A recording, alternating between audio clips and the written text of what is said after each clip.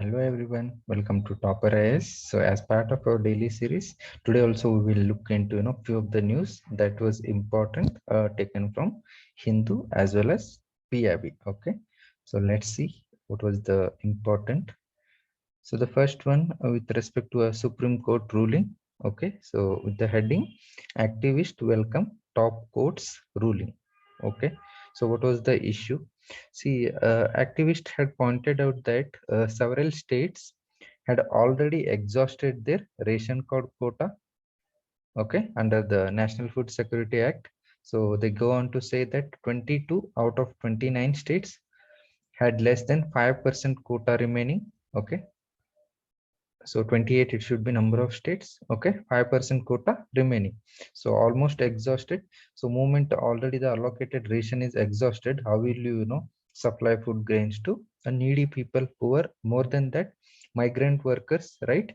So what the main concern raised was, so why there is the exhaustion of quota, only 5% of quota remaining is, these state-wise quotas. So the quota of food grain that was allotted to state under the NFSA Act was severely underestimated and on account of being calculated as per the figures of 2011 census and never being updated since then.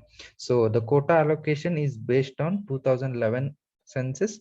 So now obviously it is said the current population of India is around 139 crore. So by that, if you account for number of beneficiaries under NFSA would be around 93 crore people. But you see current allocation is assuming the number of beneficiaries as just 80 crore. Obviously that this kind of situation will lead to exhaustion of allocated quota of food grains, right? So that is what the contention was. So Supreme Court ruled in favor, and it has directed center to undertake exercise under the section 9 of the National Food Security Act 2013. So what to do to redetermine the total number of persons to be covered under the rural and urban areas of the state, and which shall be beneficial to a large number of persons.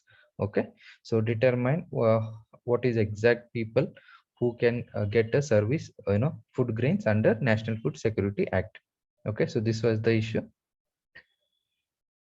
Then next one, there was a survey conducted by something called Pew Research Center, a non-profit based in Washington DC. Okay, so related to religious freedom and all.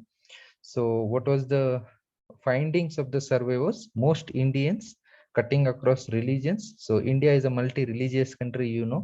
Okay, Hindus, Muslims, Sikhs, Parsis, Jains and all. So Buddhist also. So multi-religious nation. So most Indians cutting across religions, so means people of different religions feel that they enjoy religious freedom in India, in the sense they have freedom to practice their religious religion. Then they also value religious tolerance, meaning they have respect for the other religions also, and they also accept that people differ and their religious practices, customs also differ.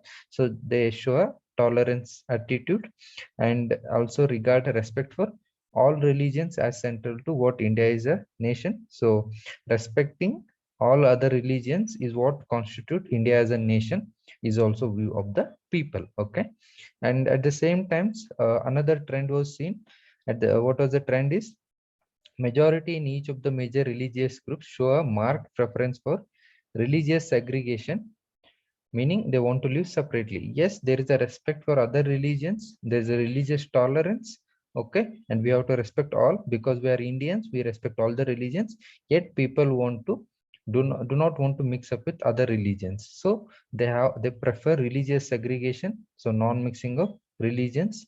Okay, so this was a finding of a nationwide survey on religious attitude, behavior and beliefs. So it was conducted by Pew Research Center. Okay, so do remember these kind of facts will be helpful for you in writing answers and all. So people have a religious freedom, they value religious tolerance. At the same time, they want to preserve their identity as well. They do not want to mix up with others. people of other religion. So example have been also given. 91% of Hindus felt that they have religious freedom, while 85% of them believed that respecting all religions was very important to being truly Indian. So being Indian itself, identity of India itself constitutes that you should respect all other religions. So also for most Hindus, religious tolerance was not just a civic virtue. So by being, a civilized society, being in a civilized society, you have to have certain qualities. So respecting tolerance is also a quality. So for most Indians, particularly Hindus, it is not just a civilian quality, but also part of their religious value, respecting others. So with 80% of them stating that respecting other religions was integral aspect of being Hindu. So not only with respect to Hindus, the same trend, having religious freedom and respecting other religions and religious tolerance was seen across all the religions. So this was a similar trend across all other religions. So with respect to Hindus, it's just one example. Okay. So other religions showed similar number for freedom of religion and religious tolerance. So one paradox, as we already said, we have seen majority in all these faiths scored poorly on the metrics for religious segregation. Yes. So composition of friend circle, with respect to interreligious marriage, willingness to accept people of other religions. So on these parameters, they scored less. So that is what it is showing, that they want to, they do not want to mix up with people of other religion, though there is religious tolerance. Okay, these are the important findings with respect to religious attitude of the people. Then data diagram is given, a same thing which was explained in the words. You can just go through it. Then next one is with respect to a scheme, Pradhan Mantri Formalization of Micro Food Processing Enterprises. Okay, so this scheme was launched under, Atmanirbhar Bharat Abhiyan last year when the COVID started.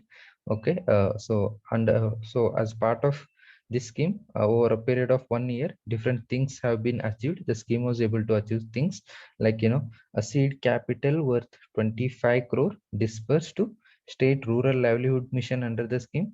So seed capital, basically initial capital that is needed by the companies while they are starting a new business. Okay, new initial operations, they need a capital that we call it as a seed capital, and this PM FME scheme provides for seed capital. Okay, and so far this much amount has been dispersed. Then as part of the scheme, one district one product, uh, of seven districts have been approved. Okay, so for each district they want to develop a particular product, and around 7 not districts have been approved for one district one product. Okay, then we have 54 common incubation centers approved in 17 states, developing, various enterprises, micro food processing enterprises, supporting their activities. So 54 incubation centers have been approved. So those are the developments, because it has completed 1 year. So what all been done, they have been given. Not that particularly, you don't have to remember the facts and all, but remember a thing related to a scheme. So the scheme is, it is a centrally sponsored scheme. Okay, so sharing of expenditure both by center and state. And what does it aims to do? It aims to enhance the competitiveness of existing individual micro enterprises in the unorganized segment of the food processing industry. And not only that, it also aims to promote formalization of the sector and provide support to farmer producer organizations, self-help groups, producer cooperatives along their entire value chain. Okay, how does it that? That's what seed capital and all those things. So the scheme has an outlay of Rs 10,000 crore over a period of 5 years from 2021 to 2024-25. Okay, and the scheme aims envisions to directly assist around 2 lakh micro food processing units for providing financial, technical, and business support. So that's why incubation centers have also been set up. Okay, so this is a scheme related data, remember, can be asked in the prelims.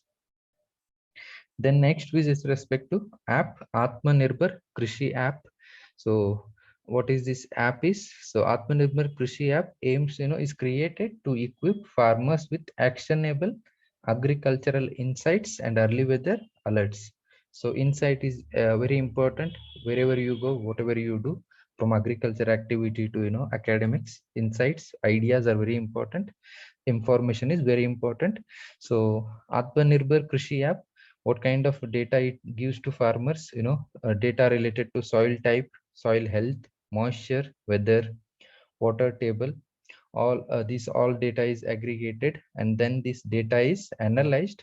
And after analyzing all this data, a personalized insight related to a crop selection.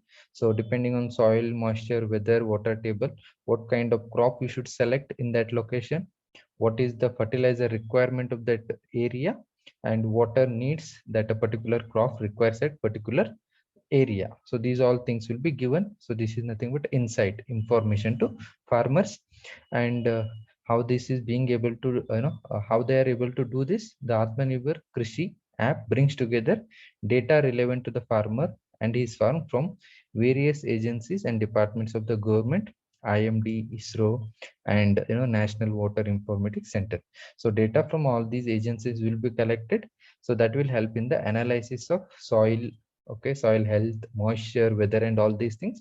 And once you analyze the data on all these parameters, then you will recommend which crop you can grow here, what is the fertilizer requirement, and all those things. Ultimately it will help the farmers. So that's it for today. You can also download the PDF of this document in the link that is shared below, and do download TopperIS Institute app so that you get to watch a number of these kind of videos which will help you in your UPSC preparation. Thank you.